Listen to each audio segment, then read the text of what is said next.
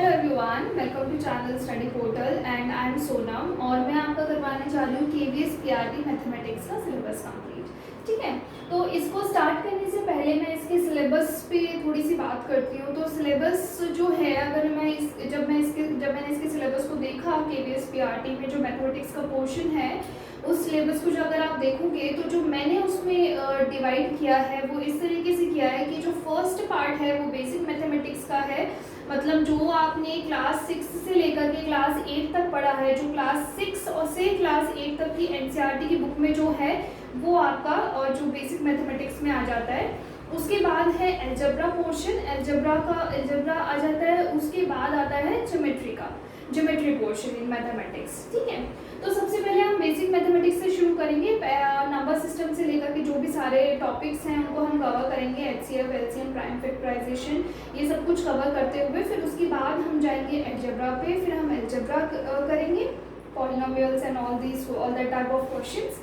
उसके बाद हम जाएंगे ज्योमेट्री पे, लास्ट में हम करेंगे ज्योमेट्री पे। सो let's start with the first topic. Yes, so the first topic is number system. Number system हम देखेंगे, टाइप्स ऑफ नंबर्स हम देखेंगे, फिर नंबर्स जो भी हमने टाइप्स ऑफ नंबर्स पढ़े हैं, कितने टाइप्स ऑफ नंबर्स होते हैं वो सब कुछ हम डिस्कस करेंगे। उसके बाद हम करेंगे place value and face value. ठीक है, किसी भी नंबर का हम प्लेस वैल्यू और फेस वैल्यू हम कैसे बता सकते हैं। After that we will do estimation of numbers. Estimation मतलब हम किसी भी नंबर को राउंड ऑफ करके कैसे बताते हैं ना, तो इसको हम डिटेल में देखेंगे। And then we will see prime factors and prime factorization हम कैसे करते हैं किसी नंबर का। Okay fine, so let's start with number system.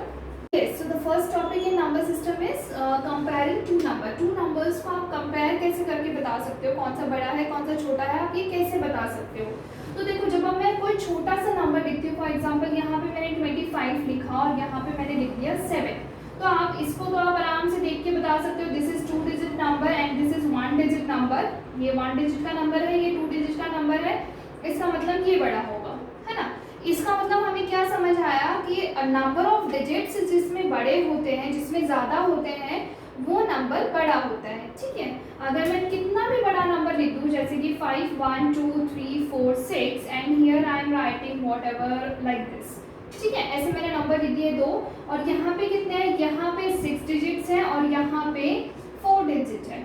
तो मुझे और कुछ देखने की जरूरत नहीं है। सबसे पहले मैंने क्या करना है, नंबर ऑफ डिजिट्स गिनने हैं दो नंबर्स में जिसमें भी मुझे कंपेयर करना है। ठीक है, जिसके ज़्यादा नंबर ऑफ डिजिट्स हैं वो नंबर बड़ा है दूसरे वाले से।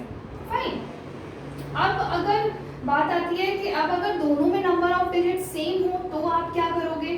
तो मैं एक एग्जांपल लेती हूँ, जैसे कि 9 1 2 4 और यहाँ पे मैंने ले लिया 9 2 6 3।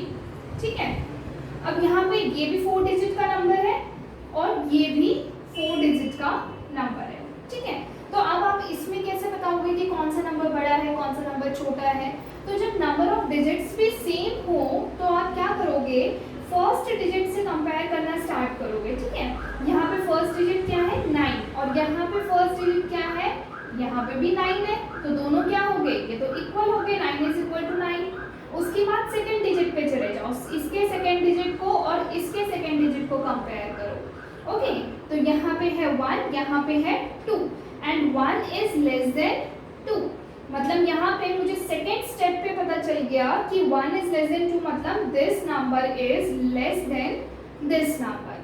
ठीक है, इसका मतलब क्या है, नंबर चाहे कितना भी बड़ा हो, अगर नंबर ऑफ डिजिट सेम है तो आप क्या करोगे, फर्स्ट डिजिट से कंपेयर करते हुए उस स्टेज पे पहुंच जाओगे कि कहीं पे आपको पता चल जाएगा कि ये नंबर छोटा है या दूसरा वाला नंबर छोटा है। ठीक है, एक और एग्जांपल हम लेते हैं इसको और ज़्यादा क्लियर करने के लिए।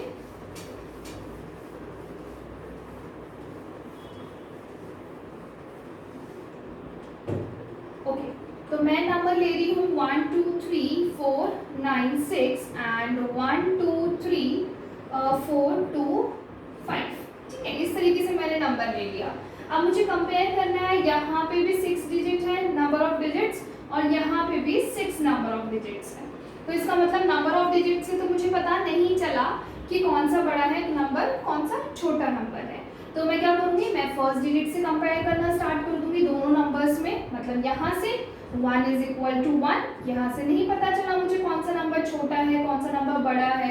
Then I go to second digit, दूसरे डिजिट पे चली जाऊंगी, दूसरा डिजिट पे क्या है, इक्वल है, तो मैं थर्ड डिजिट पे चली जाऊंगी, थर्ड डिजिट पे क्या है, इक्वल है, यहाँ पे भी मुझे नहीं पता चला।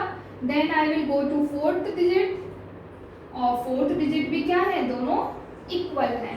अब मैं जाऊंगी फिफ्थ डिजिट पे, तो 9 इज ग्रेटर देन 2, मतलब मुझे इस स्टेज पे पता चल गया कि 9 is greater than 2, that means this number is greater than this number. Okay fine, so I hope you understood this कि आप कैसे आप दो नंबर्स को कंपेयर कर सकते हो। So let's come to the next topic. Yes, so the next topic is place value chart. A place value chart. Place value chart हम सबको पता है कि क्या होता है कि हर place value chart मतलब कि एक ऐसा सिस्टम है मैथमेटिक्स में कि जहाँ पे हम हर एक किसी भी नंबर में हर एक डिजिट की प्लेस वैल्यू हम बता सकते हैं कि वो कौन से प्लेस पे है ना। प्लेस वैल्यू चार्ट का मतलब ये है कि किसी भी नंबर को एक मैथमेटिकल लैंग्वेज में हम किसी भी नंबर में किसी भी डिजिट का प्लेस वैल्यू हम बता सकते हैं। फाइन, तो हम स्टार्ट करते हैं। अब प्लेस वैल्यू चार्ट जो होता है वो दो टाइप से हम देख सकते हैं, that is first one is Indian system, second one is international system. सबसे बड़ा जो कंफ्यूजन होता है प्लेस वैल्यू में तो वो होता है कि लाख और crore and million and billion में बहुत बड़ा कंफ्यूजन होता है कि ये दोनों चीज़ें क्या है। बहुत बार हम जो है वो लाख को मिलियन समझते हैं कि 1 lakh is 1 million and 1 crore is 1 billion. ठीक है, तो ऐसा है कि नहीं है वो हमें तब पता चलेगा जब हम प्लेस वैल्यू चार्ट देखेंगे इंडियन सिस्टम का और इंटरनेशनल सिस्टम का, उन दोनों को कंपेयर करेंगे तब हमें पता चलेगा। Fine, so let's start. So पहले मैं इंडियन सिस्टम से के अकॉर्डिंग मैं आपको बताती हूँ, और हमेशा चाहे वो इंडियन सिस्टम हो या इंटरनेशनल सिस्टम हो आप हमेशा स्टार्ट तो लेफ्ट साइड से ही करोगे। ठीक है, तो यहाँ से स्टार्ट करो, सॉरी राइट साइड से करोगे, यहाँ से स्टार्ट करोगे हमेशा। तो यहाँ पे क्या है, वंस, फिर क्या है टेंस, देन 100, देन 1000, उसके बाद आता है 10,000, उसके बाद आता है लाख, देन 10 लाख, फिर आता है करोड़, और फिर आता है इंडियन सिस्टम में 10 करोड़। ठीक है, तो ये क्या हो गया, ये तो हो गया इंडियन सिस्टम के अकॉर्डिंग, है ना। ये जो मैंने बताया ये बताया मैंने इंडियन सिस्टम के according, Indian place value system के अकॉर्डिंग। अब हम देखते हैं इंटरनेशनल प्लेस वैल्यू सिस्टम के अकॉर्डिंग हम कैसे हम देखते हैं place value of every digit. तो यहाँ से हम स्टार्ट करते हैं, कुछ स्टेज तक तो जो है वो इंडियन और इंटरनेशनल दोनों सेम चलते हैं। तो यहाँ से हम स्टार्ट करते हैं वंस, ये होता है टेंस इंटरनेशनल में भी, एंड देन 100, देन 1000, उसके बाद आता है 10,000, उसके बाद आता है, अब चेंज हो गया, अब 10,000 के बाद जो है इंटरनेशनल में आता है 100,000। फाइन, 10,000 के बाद क्या आया इंटरनेशनल में 100,000, उसके बाद आता है मिलियन, उसके बाद आता है 10 मिलियन, फिर आता है 100 मिलियन। ठीक है, उसके बाद आएगा बिलियन। ठीक है, तो इस तरीके से चलता है place value chart in according to international place value system. तो ये क्या है, इंटरनेशनल प्लेस वैल्यू सिस्टम के अकॉर्डिंग है। ठीक है, इंटरनेशनल प्लेस वैल्यू सिस्टम। तो अब शायद आपको कंफ्यूजन क्लियर हो गया होगा, आई एम श्योर क्लियर हो गया होगा कि जो हमें लाख और मिलियन में जो कंफ्यूजन होता है कि ये दोनों इक्वल होते हैं या दोनों ही इंडियन सिस्टम में ही यूज होते हैं क्या, तो ये आपका कंफ्यूजन क्लियर हो गया होगा। जो लाख और करोड़ है वो हम इंडियन प्लेस वैल्यू सिस्टम में यूज करते हैं, और मिलियन और जो बिलियन है वो हम इंटरनेशनल प्लेस वैल्यू सिस्टम में यूज करते हैं। ठीक है, और अब देखो, अब जो एक और जो हमें कंफ्यूजन रहता है कि million is equals to lakh and billion is equals to crore. तो वो देख लेते हैं हम। यहाँ पे देखो लाख तो यहाँ आ गया, मिलियन यहाँ आया, तो मिलियन तो 10 लाख के इक्वल है। Fine, million is equals to 10 lakh. उसके बाद दूसरा कंफ्यूजन क्या था, बिलियन का, billion is equals to crore, but crore किसके इक्वल है, 10 मिलियन के इक्वल है। फाइन, तो ये दोनों ही चीजें गलत हैं। ये जो हम सोचते हैं कि 1 lakh is million, crore is billion, so these two both these two concept are wrong. लेकिन 10 lakh is 1 million and crore is 10 million. Fine. So I hope you understood both the place value chart according to Indian place value system and international place value system. Let's come to the next topic. Yes, so the next topic is commas. अब commas जो लगाने की बात आती है कि आपको number को देखते ही आपको पता चल जाएगा कि ये इंडियन प्लेस वैल्यू सिस्टम के हिसाब से लिखा हुआ है या इंटरनेशनल प्लेस वैल्यू सिस्टम के हिसाब से लिखा हुआ है। ठीक है, और वो आपको कैसे पता चलता है कि कॉमा कहाँ पे लगा हुआ है। तो दोनों में ही अलग पोजीशन पे, अलग जगह पे कॉमास लगते हैं, दोनों इंडियन और इंटरनेशनल सिस्टम में। ठीक है, तो वो हम देखते हैं कि दोनों में कॉमास कैसे लगते हैं। तो for example I am writing a number 932546 मैं यहाँ पे भी सेम नंबर लिख देती हूँ 932546 तो इसमें फर्स्ट वाले में मैं इंडियन के अकॉर्डिंग मैं आपको कॉमा लगा के बताऊंगी और सेकंड वाले में इंटरनेशनल प्लेस वैल्यू सिस्टम के हिसाब से कॉमा लगा के बताऊंगी। तो जो इंडियन के हिसाब से जो लगता है वो लास्ट के 3 को छोड़ करके 1 10 100 then comma then 1000 10,000 comma lakh 10 lakh. ठीक है, मतलब लास्ट के 3 को छोड़ करके 2 के पेयर्स पे आपका कॉमा लगता है इंडियन प्लेस वैल्यू सिस्टम के हिसाब से।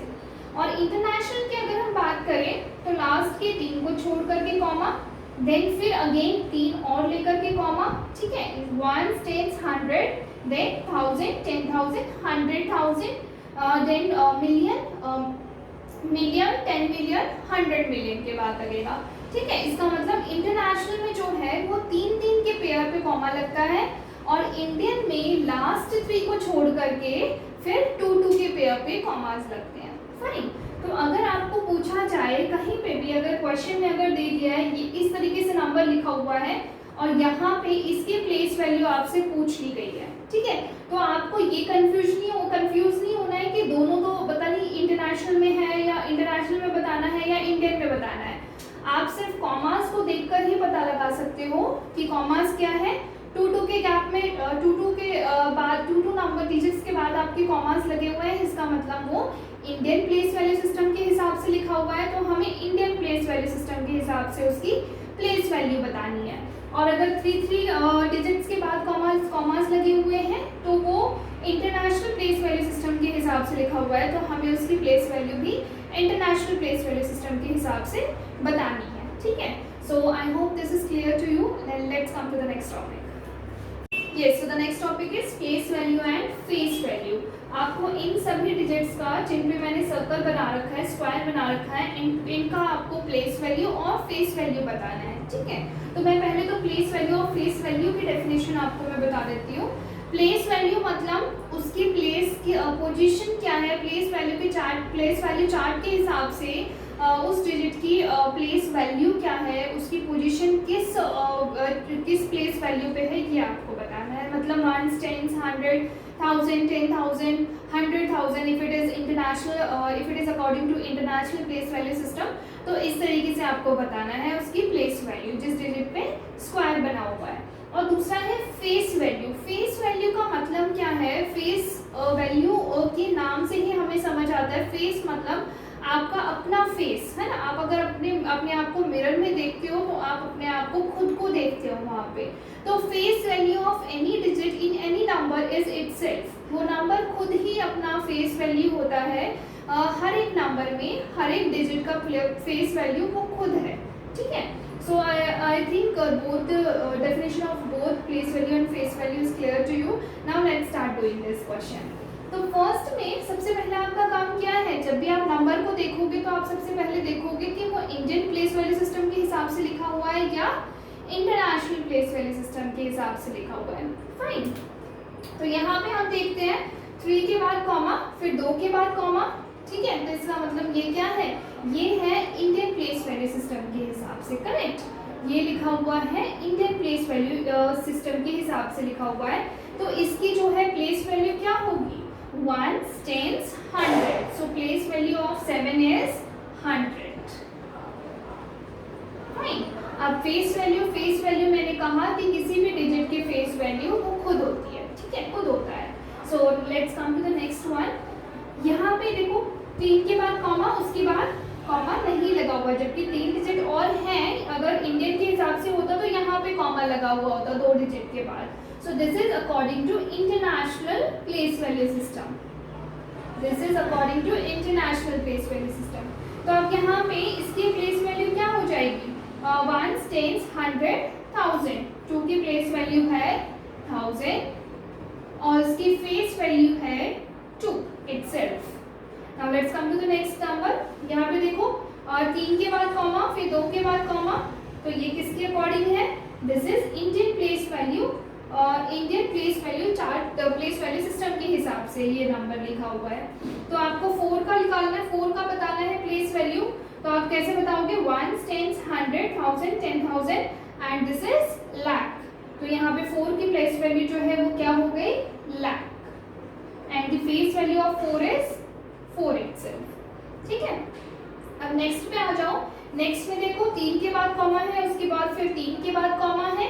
तो इसका मतलब ये है इंटरनेशनल प्लेस वैल्यू सिस्टम के हिसाब से, ठीक है, ये है इंटरनेशनल प्लेस वैल्यू सिस्टम के हिसाब से। तो 2 की प्लेस वैल्यू क्या हो जाएगी, 1s, 10s, 100, 1000, 10,000, 100,000, then this is million. तो 2 की प्लेस वैल्यू हो गई मिलियन। फाइन। अब और फेस वैल्यू क्या होगी, 2 की फेस वैल्यू होगी 2 itself. So I hope that you understood all these questions. Let's come to the next topic. Yes, so the next topic is estimation of numbers. Estimation का मतलब क्या है, किसी भी नंबर को राउंड ऑफ करना, ठीक है, किसी नंबर को राउंड ऑफ करना। और राउंड ऑफ का सबसे इजी एग्जांपल मैं आपको बताती हूँ, जो हम बचपन से ही देखते आते हैं कि जब हमारे टेस्ट पेपर्स मिलते हैं, तो मान लो अगर 89.5 आउट ऑफ 100 मार्क्स आए हैं आपके, तो इसको टीचर जो है वो अपने आप ही इसको राउंड ऑफ करके आपको 90 मार्क्स दे देता है 100 में से, ठीक है। तो टीचर ने क्या किया, 89.5 को 90 में चेंज करके आपको दे दिया। मतलब ये जो प्रोसेस किया है इसको हम कहते हैं राउंड ऑफ, और मैथमेटिकल लैंग्वेज में एस्टिमेशन ऑफ नंबर, ठीक है। नियरेस्ट 10, नियरेस्ट 1000 में चेंज करना, that is estimation of number. Okay, एक और एग्जांपल मैं आपको देती हूँ इसका, कि आप अगर मान लो शॉप पे गए और आपने खरीदी कोई चीज़ 59 रुपीज़ की, आपने खरीदी 59 रुपीज़ की, और शॉपकीपर के पास 1 रुपये चेंज नहीं है। तो आपने क्या किया, आपने उसको बोला कि आप 60 रुपीज़ ही कट कर लो, मुझे दे दो आप मुझे। आपने 100 रुपीज़ का नोट दिया और आपने बोला मुझे 40 रुपीज़ वापस कर दो, ठीक है। तो इसमें आपने क्या किया, 59 रुपीज़ की आपने शॉपिंग की थी, लेकिन आपने उसको क्या बोला, 60 ही आप काट लो, क्योंकि ना तो 1 रुपया आपके पास है ना उसके पास है। तो आपने 59 को राउंड ऑफ करके आपने सोचा कि 60 ही काट लो। 60 में कितने का फर्क पड़ा, ओनली 1 रुपये का फर्क पड़ा, है ना, सिर्फ 1 रुपये का फर्क पड़ा, इसलिए आपने बोला कि 60 ही आप काट लो एंड मुझे 40 रुपीज़ वापस दे दो। सो ये जो प्रोसेस आपने किया है, 59 की शॉपिंग करी, लेकिन आपने 60 रुपीज़ दे दिया क्योंकि आपके पास चेंज नहीं थे, उसके पास भी चेंज नहीं थे। तो ये जो प्रोसेस किया है, this is called rounding off a number और estimation of a number. Okay, so I hope you understood this topic. ये इसका मतलब आप समझ गए हो कि एस्टिमेशन ऑफ नंबर्स का मतलब क्या होता है। अब हम देखते हैं कुछ एग्जाम्पल्स इस पे। सो लेट्स यस, अब इस टॉपिक को कुछ एग्जाम्पल से समझते हैं। एग्जाम्पल लेती हूँ मैं, फॉर एग्जाम्पल एक बहुत ही छोटा सा एग्जाम्पल लेती हूँ, 27। तो 27 को तो देखते ही हम बोल देंगे 27 will be round off to 30, है ना, 30 में चेंज हो जाएगा। अब देखो यहाँ पे हो क्या रहा है, 27 जो है वो 30 के ज़्यादा पास है, इसीलिए वो 30 में चेंज हो गया। मतलब अगर 20 और 30 की हम बात करें तो 20 और 30 के बीच में आता है 25। इसका मतलब 25 से पहले 21, 22, 23 और 24, अगर ये 4 नंबर आ जाते तो ये नंबर चेंज हो जाता 20 में, और 20 में चेंज हो जाता मतलब हो क्या रहा है, वंस प्लेस पे हो जाएगा 0, और ये जो टेंस प्लेस है वो 2 का 2 ही रहेगा, एज इट इज ही रहेगा। फाइन। अगर 25 के बाद अगर कोई नंबर आता है जैसे कि 26, 27, 28 और 29, तो इन सभी नंबर्स के लिए ये चेंज हो जाता 30। करेक्ट। अब हम बोलेंगे 25 को किस में चेंज करते हैं, अगर हम 25 नंबर होता तो 25 इसी में इंक्लूडेड होता है कि 25 का जो नेक्स्ट वाला जो नंबर है उसी में वो चेंज हो जाएगा। राइट। इसका मतलब क्या है कि वंस प्लेस पे अगर 5 या 5 से ज़्यादा नंबर है, ठीक है, तो वो क्या हो रहा है, वंस प्लेस तो हो जाएगा 0 इन एनी केस, यहाँ पे भी 0 हो गया, यहाँ पे भी 0 हो गया, ठीक है, चाहे वो 25 से कम हो, मतलब वंस प्लेस पे चाहे 5 से कम हो या 5 से ज़्यादा हो, दोनों ही केसेस में ये वंस प्लेस जो है वो तो 0 ही है, ठीक है। जो डिफरेंस है वो कहाँ आ रहा है कि यहाँ पे अगर 5 से कम है तो ये जो टेंस प्लेस है ये 2 का 2 ही रहेगा। करेक्ट। लेकिन अगर 5 या 5 से ज़्यादा आ रहा है वंस प्लेस पे, तो ये जो 2 है ये किस में चेंज हो गया, ये चेंज हो गया 3 में, मतलब एक डिजिट ऐड हो गया उसमें। करेक्ट। इसका मतलब क्या है, जब भी आपको किसी नंबर को राउंड ऑफ करना है तो अगर वो नंबर, उस नंबर का जो अगर टेंस प्लेस पे आप उसको राउंड ऑफ कर रहे हो तो वंस प्लेस में जो नंबर है वो अगर 1, 2, 3, 4 में से कुछ है तो वंस प्लेस हो जाएगा 0 और tens place as it is रहेगा, जिसको भी आपको राउंड ऑफ करना है वो एज इट इज रहेगा, और जो उसके नेक्स्ट वाला जो नंबर है उसके बाद सारे नंबर जो है वो हो जाएंगे 0। अगर 4 से ज़्यादा है, मतलब 5, 6, 7, 8, 9 है, तो इस केस में क्या हो जाएगा, इस केस में हो जाएगा कि वो 0 तो होंगे ही, लेकिन इससे पहले जिसको आप राउंड ऑफ कर रहे हो, जिस प्लेस पे आप राउंड ऑफ कर रहे हो, टेंस प्लेस पे, 100 प्लेस पे, उस डिजिट में आप ऐड कर दोगे 1। ठीक है। हम कुछ एग्जांपल्स और लेते हैं, एग्जांपल से और ज़्यादा समझ जाएगा। ठीक है, so let's take one example.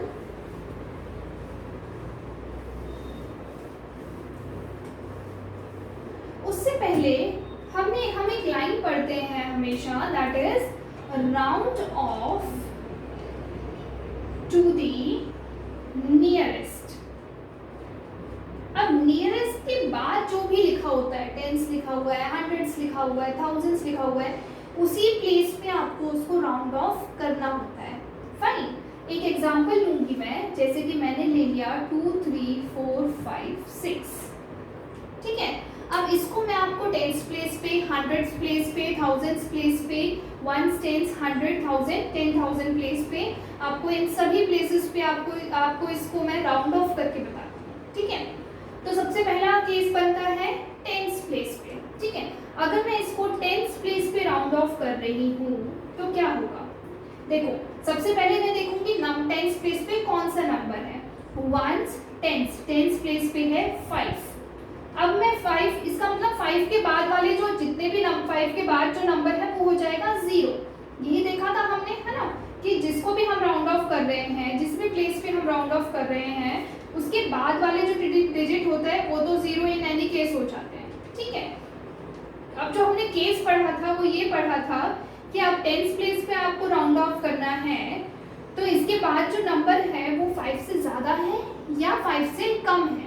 अब ये तो 5 से ज़्यादा है, इसका मतलब क्या होगा कि ये 6 तो चेंज हो जाएगा 0 में, है ना, ये 6 तो चेंज हो रहा है 0 में, लेकिन क्योंकि ये 5 से ज़्यादा है आपको इस डिजिट में 1 ऐड करना होगा, मतलब ये हो जाएगा 6, बाकी नंबर एज इट इज होंगे। फाइन। अब ये बात तो हो गई टेंस पे, आपने इस नंबर को टेंस प्लेस पे जो है क्या किया, राउंड ऑफ किया। अब हंड्रेड्स प्लेस पे देखते हैं कि 100 प्लेस पे कैसे करोगे। 100 प्लेस पे इस नंबर को अगर आपको राउंड ऑफ करना है तो आप क्या करोगे, सेम वही करना है। सबसे पहले आप देखोगे हंड्रेड्स प्लेस पे कौन सा डिजिट है, वंस, टेंस, 100, हंड्रेड्स प्लेस पे है ये। ठीक है, हंड्रेड्स प्लेस पे है ये। अब इसके बाद वाले जो डिजिट हैं वो इन एनी केस 0 हो जाएंगे। इसके बाद कितने डिजिट हैं, 2 डिजिट हैं, तो आप 0 कर दो। ये दोनों डिजिट तो यानी कि 0 हो जाएंगे। अब ये जो 4 में जो चेंज होगा वो किस पे डिपेंड करता है, वो इसके नेक्स्ट नंबर पे डिपेंड करता है ना। ये 5 है और हमने पढ़ा था 5 या 5 से ज्यादा अगर नंबर होते हैं तो इस डिजिट में क्या होता है, 1 ऐड हो जाता है। तो 4 में 1 ऐड हो जाएगा तो ये हो जाएगा 5 और इसके पीछे वाले नंबर एज इट इज 23। तो ये क्या हो गया, this number is round off to nearest 100।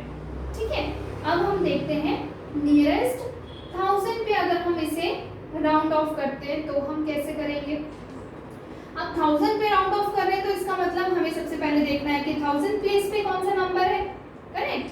1000 place पे कौन सा नंबर है, 1 10 100 1000 पे क्या है 3। अब इस 3 में क्या क्या चेंजेस आएंगे वो इसके नेक्स्ट वाले नंबर पे डिपेंड करता है, मतलब 4 पे डिपेंड करता है। इसके बाद वाले नंबर 0 तो होंगे ही, है ना, मतलब 3 जो ये डिजिट हैं ये तो 0 हो जाएंगे, ये तो आप लिख लो। ठीक है, 1000 प्लेस पे आप इसको राउंड ऑफ कर रहे हो तो 1000 के बाद कितने डिजिट्स हैं, 1 2 3, ये तो 0 हो गए। अब इस 3 में क्या चेंजेस आएंगे ये डिपेंड करता है इसके नेक्स्ट नंबर पे, that is 4 and 4 is less than 5। और हमने पढ़ा था कि अगर लेस देन 5 हो तो इस नंबर पे कोई चेंज नहीं होगा, ये एज इट इज हो जाएगा। तो 1000 पे जब मैंने इस नंबर को कन्वर्ट किया तो ये किस में कन्वर्ट हो गया, 23,000 में कन्वर्ट हो गया। ठीक है, अब एक और डिजिट है 10,000।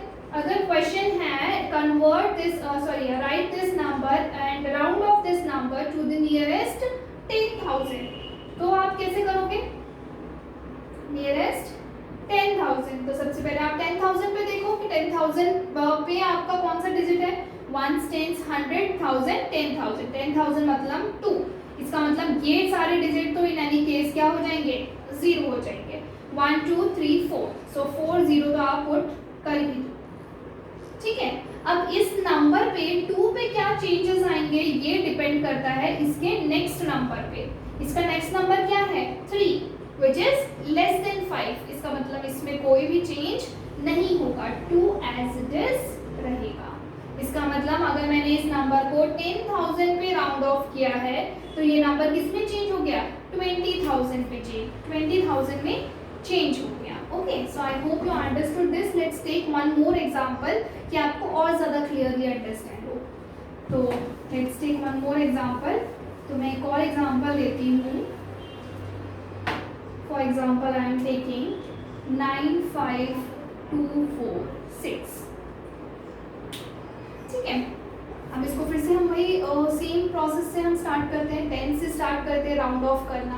ठीक है, अब देखो 10 पे हमें इसे राउंड ऑफ करना है। अब थोड़ा सा मैं जल्दी कर लेती हूँ, थोड़ा सा अपनी स्पीड को बढ़ा देती हूँ। तो हमें 10 पे आप राउंड ऑफ करना है, मतलब 1 10 इसको हमें राउंड ऑफ करना है, करेक्ट। इसके पीछे वाले नंबर एज इट इज और इसकी स्पेस छोड़ दूं तो इसके बाद वाले नंबर तो हो जाएंगे 0। अब इस 4 में मेरे को +1 करना है या नहीं करना है ये डिपेंड करता है इसके नेक्स्ट नंबर पे। 6 मतलब 5 से ज़्यादा, इसका मतलब यहाँ पे मैं 1 ऐड करूँगी। ठीक है, तो नियरेस्ट 10 पे अगर हम इसको कन्वर्ट करते हैं तो this will be round off to nearest 10। अब हम करते हैं 10 हो गया 100 पे जब मैं कर रही हूँ तो सबसे पहले भाई 1 10 100 पे है 2, इसके पहले वाले नंबर एज इट इज 2 को हम छोड़ दें तो उसके बाद वाले नंबर हो जाएंगे 0। अब इस 2 में मुझे +1 करना है या नहीं करना है वो किस पे डिपेंड करता है, उसके नेक्स्ट नंबर पे। नेक्स्ट नंबर क्या है 4 इज लेस देन 5। इसका मतलब इस 2 पे कोई भी चेंजेस नहीं होंगे। तो this will be round off to 95,200। Fine, now next is 1000।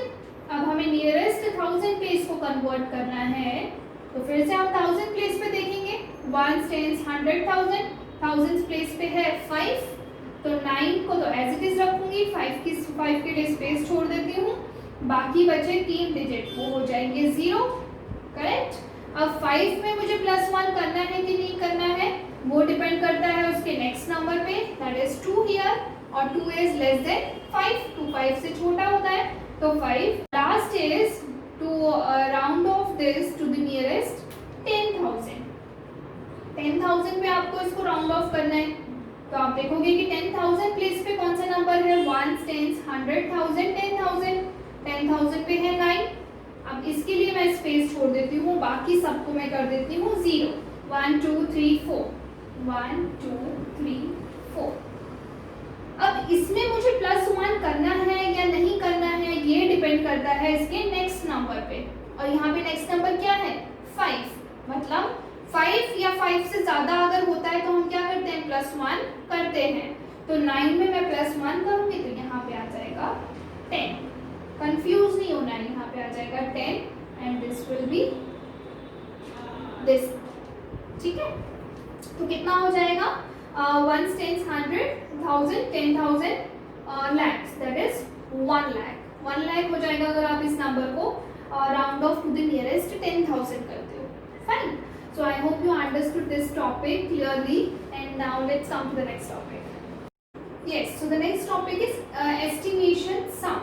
Estimation sum मतलब आपको अगर दिया हुआ है सम करना है इन दोनों का round off to the nearest 100, मतलब दोनों को नियरेस्ट 100 में आपको कन्वर्ट करना, राउंड ऑफ करना है, उसके बाद इन दोनों को आपको ऐड करना है। फाइन, तो देखते हैं हम कैसे करेंगे। पहले आप इसको round off to the nearest 100 आप करोगे। 100 में अगर आपको इसको राउंड ऑफ करना है नियरेस्ट 100 में तो आप क्या करोगे, सबसे पहले देखोगे 100 प्लेस पे कौन सी डिजिट है, 1 10 100 ये है तो 15 एज इट इज, इसके बाद वाले भी 0 में कन्वर्ट हो जाएंगे। अब 6 के बाद जो नंबर है वो 7 है, 7 मतलब 5 से ज़्यादा है, इसका मतलब 6 में आप 1 ऐड करोगे और ये हो जाएगा 15,700 प्लस इसको भी आप नियरेस्ट 100 में चेंज करोगे तो 1 10 100 प्लेस पे है 2, तो इसके बाद वाले तो ऑफ कोर्स 0 में ही चेंज होंगे। 2 के बाद वाला जो डिजिट है वो है 3, यानी कि 5 से कम है, इसका मतलब 2 रहेगा एज इट इज। अब आप इन दोनों को ऐड कर दो तो ये हो जाएगा 15,900। ठीक है, अगर यहाँ पे round off to the nearest 100 बोला है तो इसका मतलब ये नहीं कि आपने सिर्फ इसको राउंड ऑफ कर दिया, इसको छोड़ दिया, ठीक है, या आपने इसको 100 में कर दिया, इसको आपने टेंस में राउंड ऑफ कर दिया, नहीं। अगर उसने बोला है round off to the nearest 100 मतलब आपको इसको round off to the nearest 100 करना है, दोनों को चेंज करना है, उसके बाद आपको उसको ऐड करना है। Fine, now let's come to the next one. Next is फिर से आपको round off to the nearest 100 करना है। 1 10 100 प्लेस पे है 4, तो आप क्या करोगे 3 एज इट इज, 4 के बाद वाले डिजिट हो जाएंगे 0। अब 4 के बाद क्या है 5 या 5 से ज़्यादा अगर होता है तो उस डिजिट में मैं ऐड करती हूँ 1, तो 4 पे will become 5।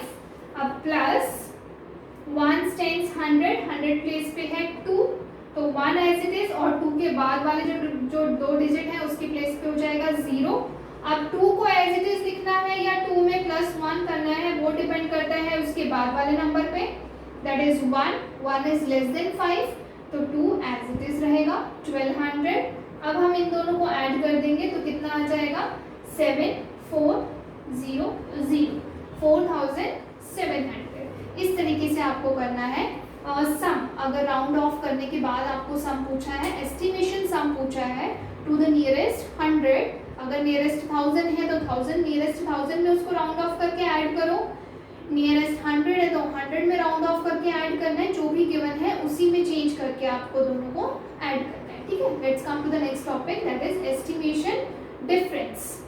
Yes, so let's take one example of estimation difference. सब वही सेम आपको काम करना है जैसे आपने एस्टिमेशन सम में किया है।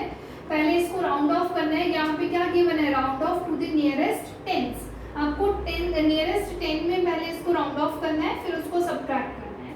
तो आप इसको नियरेस्ट 10 में जब आप चेंज करोगे तो 1 टेंस, ये है टेंस, ठीक है, इसके पहले वाले डिजिट एज इट इज और इसके बाद वाले डिजिट हो जाएंगे 0, और 7 में +1 करोगे या नहीं करोगे ये डिपेंड करता है इसके नेक्स्ट नंबर पे, दैट इज 2, और 2 इज लेस देन 5, इसका मतलब इसमें कोई डिफरेंस नहीं आएगा, आप ऐड नहीं करोगे 1। उसके बाद इसको भी आपको नियरेस्ट 10 में आपको ऐड करना है, नियरेस्ट 10 में आपको चेंज करना है, तो 1 टेंस, टेंस प्लेस पे है 1, तो 1 2 1 की प्लेस छोड़ दो, नेक्स्ट नंबर तो 0 ही हो जाएगा, और ऑलरेडी 0 है तो 0 इज लेस देन 5। इस नंबर में आपको 1 ऐड करना है कि नहीं करना है वो डिपेंड करता है नेक्स्ट नंबर पे, जो कि है 0, और वो क्या है 0 इज लेस देन 5, ठीक है। तो ये एज इट इज रहेगा। अब आप माइनस कर दो दोनों को, दैट इज 5 6 7 0 1 2 1 0 में से जब आप माइनस करोगे तो आ जाएगा 0 6 4 4, सो द आंसर इज 4 4 6 0, ठीक है। So now let's come to the next topic. Yes, so the next topic is types of numbers. अब कितने टाइप ऑफ नंबर्स जो है वो हम पढ़ चुके हैं अभी तक, वो हम स्टार्टिंग से डिस्कस करते हैं कि ये जानना आपके लिए बहुत ज़्यादा ज़रूरी है कि जो भी आप नंबर लिख रहे हो वो किस टाइप का है, क्या है वो नंबर, नेचुरल नंबर है, होल नंबर है, इंटीजर है, ये सारी चीज़ें क्लियर होना बहुत ज़्यादा ज़रूरी है। ऐसा नहीं है कि एग्जाम में आपको डायरेक्ट क्वेश्चन आ जाएगा कि what is whole number, what is 0 is a whole number और not, 2 is a prime number और नॉट, इस तरीके के क्वेश्चन नहीं आते, बट ये जानना आपके लिए बहुत ज़्यादा ज़रूरी है क्योंकि ये यूज होते हैं क्वेश्चंस में, different type of questions. Fine. So let's start. So the first is natural number. Natural number is all counting numbers. Counting numbers मतलब 1 से start होता है, 1 2 3 4 and all the numbers are natural numbers. All counting numbers are natural numbers. ठीक है। अगर मैं natural numbers से पहले सिर्फ एक 0 ऐड कर दूँ इसमें तो ये हो जाता है whole numbers. Fine. These are whole numbers. अब ये जो है ये सारे पॉजिटिव नंबर है, 0 के बाद 1 2 3 4 ये सब पॉजिटिव नंबर्स हैं। अब इसके पहले अगर मैं नेगेटिव नंबर्स और ऐड कर दूं तो ये हो जाते हैं integers. Fine, these are integers. Now let's come to the next one, fractions. Fractions की जो डेफिनेशन है वो ये है कि all the numbers of the form a by b where a and b are natural numbers, ठीक है, जहाँ पे a और b क्या है, नेचुरल नंबर्स हैं, ठीक है। ये है इसकी डेफिनेशन फ्रैक्शंस की। Now next is rational numbers. Rational numbers are all the numbers of the form p by q, all the numbers of the form p by q where p and q are integers। तो क्या difference आ गया fraction और rational numbers में कि यहाँ पे a और b को नेचुरल नंबर बोला है, फ्रैक्शंस में मतलब और सारे क्या होंगे, पॉजिटिव नंबर्स ही होंगे, है ना। और यहाँ पे रैशनल नंबर्स में p and q are integers, मतलब वो नेगेटिव भी हो सकते हैं, पॉजिटिव भी हो सकते हैं, ठीक है। And q is not equal to 0, denominator 0 हो जाएगा तो वो अनडिफाइंड हो जाएगा, इसलिए q is not equal to 0। Yes, so I hope you understood all these types of numbers। अब हम देखते हैं कि प्राइम नंबर्स क्या होते हैं, ठीक है। प्राइम नंबर्स से पहले हमें देखना है कि फैक्टर्स क्या होते हैं। We will see what are factors, then we will go to prime numbers and then we will discuss prime factors of a number. Fine. Yes, so factors, what do we mean by factors? Is for example if I am writing 2 multiply 3 is 6, 2 multiply 3 क्या है 6, तो मैं बोलती हूँ कि 2 और 3 जो दोनों जो हैं वो क्या है, फैक्टर्स हैं 6 के। इसका मतलब क्या है कि 2 की टेबल में भी 6 आ रहा है इसलिए 2 फैक्टर है, 3 की टेबल में भी 6 आता है इसलिए 3 भी 6 का फैक्टर है। इसका मतलब जो सारे नंबर्स जो 6 को कंप्लीटली डिवाइड करेंगे वो सारे नंबर 6 के क्या है, फैक्टर्स हैं, करेक्ट। मतलब अगर मैं 12 की बात कर रही हूँ तो 12 जिस नंबर से 12 कम्प्लीटली डिवाइड होता है वो क्या है, वो 12 के फैक्टर्स है। For example if I am talking about 12 तो मतलब क्या क्या हो जाएंगे, 1 तो सबका ही फैक्टर है क्योंकि 1 की टेबल में तो सारे ही नंबर आते हैं, है ना। 1 will divide every number, so that's why 1 is factor of each and every number. उसके बाद आता है 2 की टेबल में भी 12 आता है, 2 12 को कम्प्लीटली डिवाइड करेगा तो 2 is also factor of 12, then 3 is also factor of 12 because 3 की टेबल में भी 12 आता है, then 4 is also factor of 12 क्योंकि 4 की टेबल में भी 12 आता है, 6 आता है, फिर उसके बाद 12 होता है उसका फैक्टर, ठीक है। तो इसका कहने का क्या मतलब है कि वो सारे नंबर जो इस नंबर को डिवाइड करते हैं कम्प्लीटली रिमाइंडर 0 आ जाता है, मतलब या तो मैं इस लैंग्वेज में बोलूँ कि जो वो सारे नंबर जो इसको डिवाइड करेंगे कम्प्लीटली, या वो सारे नंबर जिनकी टेबल में ये 12 आता है, वो सारे नंबर जो हैं वो 12 के फैक्टर्स हैं। Fine, I think now it is clear. अब फैक्टर्स से आगे हम बढ़ते हैं प्राइम नंबर्स। अब प्राइम फैक्टर्स को जानने के लिए पहले हमें प्राइम नंबर्स जानना पड़ेगा। सो the next topic is prime factors. अब हमने देख लिया कि फैक्टर्स क्या होते हैं नंबर के। अब बात करते हैं प्राइम फैक्टर्स की। प्राइम फैक्टर्स को जानने से पहले हमें देखना पड़ेगा प्राइम नंबर्स क्या होते हैं। तो प्राइम नंबर्स वो नंबर हैं जिनके सिर्फ 2 फैक्टर्स होते हैं, जो कि क्या है, 1 एंड इटसेल्फ। जैसे कि 2 हो गया, 2 के कितने फैक्टर्स हैं, सिर्फ 2 ही फैक्टर होते हैं 2 के, 1 और 2। इन दोनों के अलावा किसी की टेबल में आता है 2? नहीं। मतलब 2 के कितने फैक्टर्स हैं, सिर्फ 2 फैक्टर्स हैं, 1 और 2। उसके बाद 3 के भी सिर्फ 2 ही फैक्टर हैं, 1 एंड 3।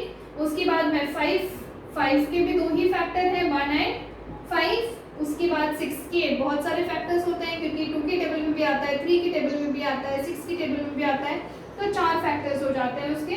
इसलिए 6 is not a prime number. सिर्फ 2 ही एक इवन प्राइम नंबर है।